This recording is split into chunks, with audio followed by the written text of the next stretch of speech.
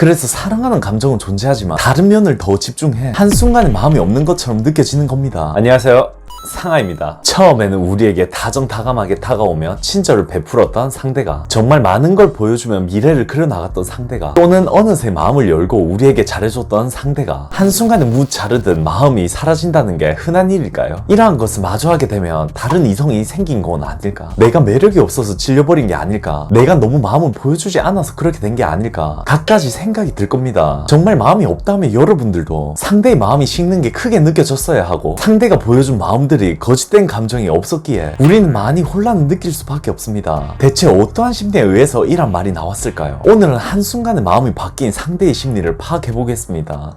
집중해 주시고요.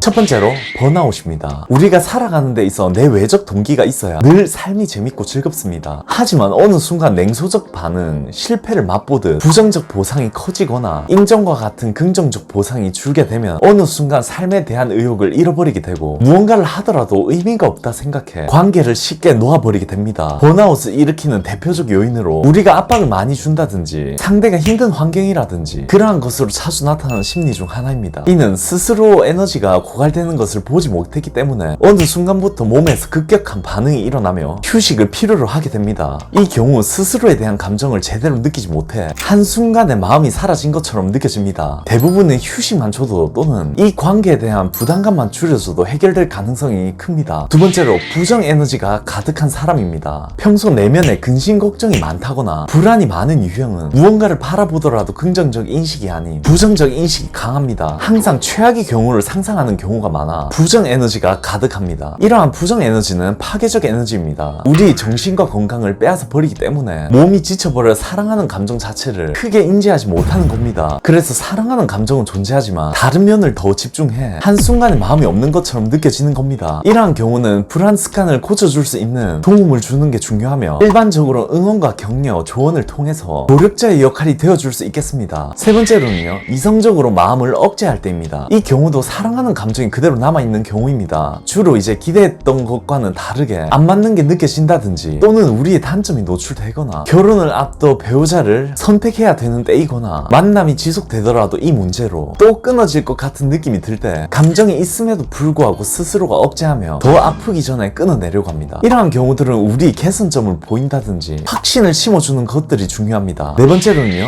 금사빠 타입입니다. 이러한 타입은 우리가 행동을 전혀 예측할 수가 없습니다. 대체적으로 연애 기간이 길지 않은 것이 특징이고, 초반에 이상할 정도의 너무 큰 감정을 보여주는 것입니다. 나를 잘 알지 못하는데도 갑자기 결혼할 만큼 큰 감정을 느꼈다고 말한다든지, 여태 느껴보지 못했던 감정이라고 말한다든지 말이죠. 자신이 느껴졌던 감정적 반응에 나타나는 행동인데 어릴 적 결핍을 충족하려 한다든지 스스로의 감정에 예민하게 인식하는 경우입니다. 사소한 하나만으로 이별이 될 수 있으며, 또한 다시 감정이 쉽게 불타오를 수 있기 때문입니다. 재해가 어렵지 않으나 관계 유지가 힘들 수 있기에 지속할 만한 존재인지를 따져봐야 합니다.